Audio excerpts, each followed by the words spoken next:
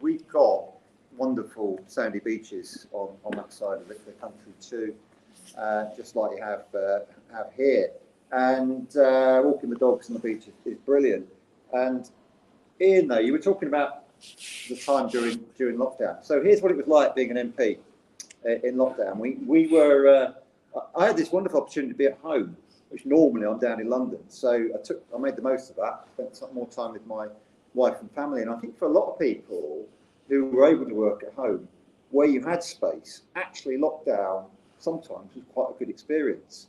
Obviously, for a lot of business people, it wasn't, with the loss of trade, particularly in the hospitality sector and so on. But for people like me, it was actually quite good. I spent more time with my wife and family, walking my dogs on the beach included.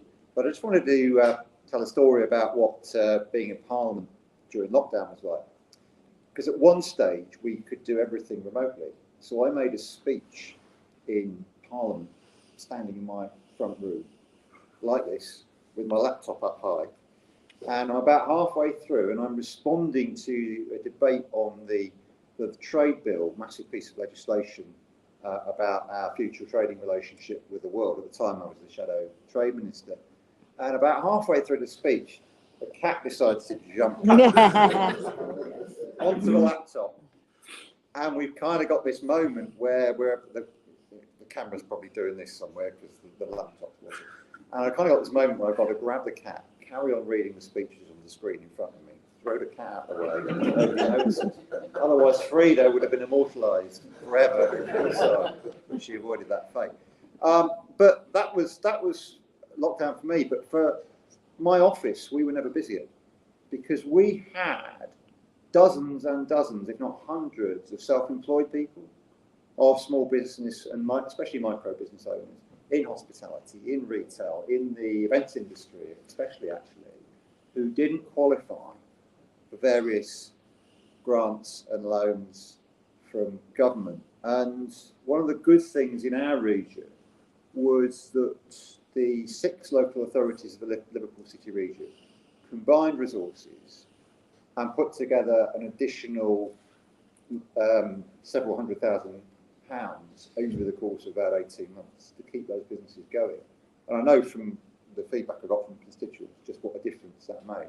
So really small amounts of money, hundreds of pounds, maybe a few thousand in some cases, kept people going for months on end in a way that wasn't possible, I know, far too often across the country. And I just use that example to show what a difference politics can make to business if applied properly. And I know not just from the gratitude that we had, we had lots of people saying thank you to my office, to the Liverpool City Region Mayor Steve Rotherham's office, and to those local authorities for the difference we made. And I see politics as an opportunity to make a difference and to change people's lives for the better. It's why I do what I do now. And we saw local elections last year. Quite often Labour was regarded as having bad local election results last year. And we lost the Hartlepool parliamentary by-election very, very badly at that time.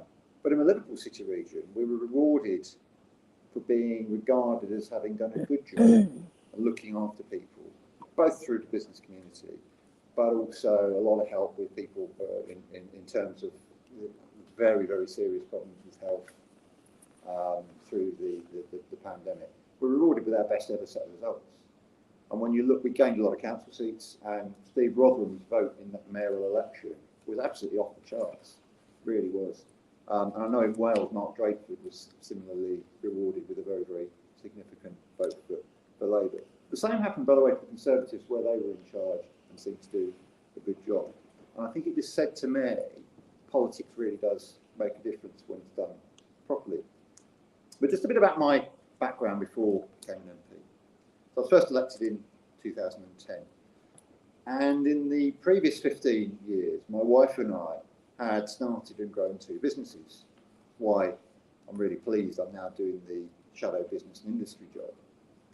And we went through all the things that everybody else recognises around suddenly starting business from scratch. Didn't like corporate life. We thought we'd go and try it in on our own without knowing what we're doing. And somehow we made it through and made a decent fist of it. And then we got hit by the financial crisis, just like so many other people in this room. And our business fell off a cliff overnight because we were consulting. And it was only the fact that we had personal savings that we were able to survive and to pay our staff and to keep going until I became an MP in 2010. And suddenly we had a very decent salary coming in again. My wife's business now is doing very, very well again.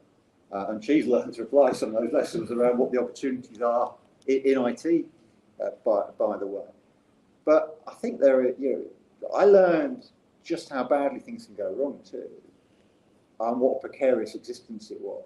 And I'm determined to learn and do what I can as a representative of, at the moment, the government is waiting, hopefully soon, of the government, to put in place the conditions where businesses can thrive, where businesses of all shapes and sizes, and especially that 5.7 million out of our 6 million business population, who are micro businesses, employing fewer than 10 people, mostly sole traders or self-employed people, where you can play your part, where you are able to contribute to the prosperity of the country as a whole. And I think it's a recognition of businesses as part of that wider ecosystem that's crucial to that success. And that's why it's so important we have policies that recognise businesses of all shapes and sizes and aren't geared just to ensuring that when there's big government contracts coming up, they always go to the big boys. And it is boys, by the way, isn't it?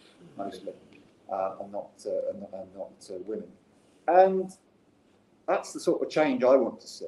And I want to see government, business and workforce, whether that's in trade unions in larger organisations, sometimes smaller ones too, or workers more generally, working together, delivering success. Last night I was at a Labour Party event in Manchester with Keir Starmer and Gary Neville. And Gary, who's just joined the Labour Party and is endorsing us, which is great to see. I forgive him being a Man United player, foreign player. He was talking about his own business experience and how important it is that Labour is seen as being a party very proudly of business, which is exactly where I see things. He runs 6 businesses. And what struck me about what Gary said last night was that he sees his role as making sure everybody involved in that business is excited at the prospect of going to work every single day. They feel they can play their full part, that they're always paid better than they would get anywhere else, and that they always are a key player and that everybody succeeds. And as a result of that ethos, it's got to be very much a responsible business agenda, isn't it? Yeah, exactly. They are hugely successful as 6 businesses, and it's the kind of agenda. I think you're right, by the way. More and more people want to see that coming out of corporate life, and I think it's always been there in the micro business tradition, hasn't it? But I think more and more people in large firms want to do that too, in the way that they're treated and they treat people, and the way that the supply chain is treated. Paying people on your back toe. Stand up and show everybody who's paying 30 days. Well, I'm saying, but. Being dyspraxic, I don't really know what I'm doing. I just think this is so important as a message. But it's just typical of all of the things we should be doing and we should be promoting and how government policy should be made. So my job as a shadow minister is to find the evidence of what works. And it does go back to what you were saying, Jan, actually. Demonstrating evidence, and all 3 of you sometimes. Demonstrating what is it that's successful out there? How can we model it? How can we share good practice? How can we support as a community? But much more widely than that. And it's got to be across that ecosystem of business. And in the last few days, we've seen some very bad examples of business. One in particular that I've been involved in. And you've got it in Hull as well. We've got it in Liverpool. The sacking of 800 P&O workers on Zoom by an appalling example of an abusive, uncaring employer. I think that's putting it mildly, isn't it? And I don't know if you saw the P&O chief executive being interviewed in Parliament yesterday in Select Committee, saying, well, we knew we were breaking the law, we didn't care, we did it anyway because we can get away with it. Now, it's just outrageous that they feel that they can do this thing.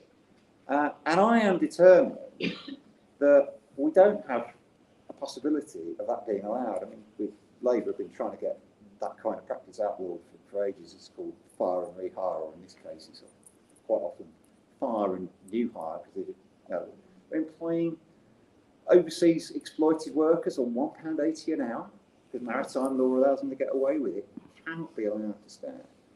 So you've got that example of this appalling side of capitalism, and yet everybody in this room is here to celebrate what is possible, where you have a responsible approach from micro businesses, and I'm determined that we push an agenda that encourages that responsible approach. So Labour's been putting forward some policies recently that are evidenced on what the business community is telling us. We don't think we should be putting up national insurance at the moment because it's a jobs tax. It means people will have less money in their pockets to buy goods and services for businesses too. And when there's a cost of living crisis and inflation's going through the roof, it's the wrong time for that kind of tax. We also think, by the way, that people should get a lot more help with their energy bills for a similar reason. Energy bills are going to go up on average £700 next week for consumers. And by the way, most micro businesses, or many micro businesses, are consumers for the as far as energy bills are concerned. So you will get the benefit of the price cap. But businesses that aren't protected by the price cap, it's going to be a lot higher than that. So we need action there, again, to help businesses. But if consumers don't get help, that's £700 less to spend on goods and services again. It's the wider economy. So we've put forward two policies there, evidenced, that we'd like the government to adopt now. And just to give an example, we think we should look at what works and what's needed. And then I'll just give two more examples. Business rates, a fixed cost of doing business. You've got to pay them whether you've got any money coming through the door or not. And I know from having paid them myself as well, just what a dead weight that can be. So instead of doing that, why don't we have a system of business taxation? It's not my idea, by the way. Business is telling me for many, many years. Why don't we have a system of business taxation where we help people, we encourage investment, and we encourage people to make money before we charge taxes?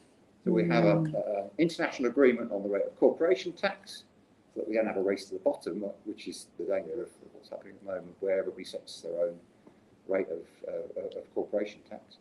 And I appreciate not every micro business by any means pays corporation tax, but it's part of the picture. And we look at the online sales tax and taxing the tech giants in particular as an alternative. And let's get rid of this anachronism where as a country we pay far more in business property taxes than anywhere else in the world. Again, it's highly evidenced from the business community. And then my final thought on this is government contracts. And actually, it'd be a way of getting back at P&O. I raised it with the Prime Minister the other day. DP World, who own P&O, they want these two free ports, one in Southampton, one in the Thames. And what the government could do if it wanted, and I suggested this to the Prime Minister on Wednesday, just withhold the decision on the two contracts until P&O reinstate all their workers. I think get a very favourable response, I have to say. But my wider point about government contracts is at the moment, if you've got a big company with a strong relationship with government departments who know the ropes, where you know how to get through the dreaded PQQ, and I went through all this when I was in business. Got the PQQ. Oh no, I did. Liz is right. I said when we were having lunch, I would never use the words PQQ again. I've now done it, so I apologize. But if you've got a big business, you've got your own department, you know the ropes, you know how to to win government contracts. Funnily enough, you always win them, don't you? For the micro businesses, no chance. So my view is we've got to completely overhaul the approach to government procurement and contracts. So our smallest businesses, where the innovation, where the creativity, where the opportunity to really make a difference lies, can win those contracts fair and square without having to go through hoops that make it so difficult. I could give loads of examples just during COVID of businesses in my constituency alone, and if you haven't seen my threads on Twitter or Facebook about it, look them up, who were ruled out despite doing everything they were asked to, and the contracts were given to people who just happen to have relationships in government, hundreds of millions of pounds of contract, often wasted, by the way. Anyway, that's a slight diversion. I mean, maybe we'll come back to these things later on. But I think procurement on its own could be transformational in getting the money into the small business communities, into the micro businesses, and turning your fortunes around. So just some ideas from me. Let's listen and see what works. Let's be on the side of the micro businesses, because in the end, I passionately believe this, having been there and having heard from all of you, and Tony and Tina, you are, if I had that one, I'd be taking off. Your hats is the right thing to refer to with you. Look, you and so many people who you work with over the years, thank you for the pressure you put on, the lobbying you've all done, and everybody on the panel behind me does the same thing. Because as far as I'm concerned, you've all got a tremendous part to play in developing the right policy agenda, in creating that fairness, in creating that level playing field, so our economy really does work for businesses of all shapes and sizes, especially those of you in the micro biz world. Thank you very much.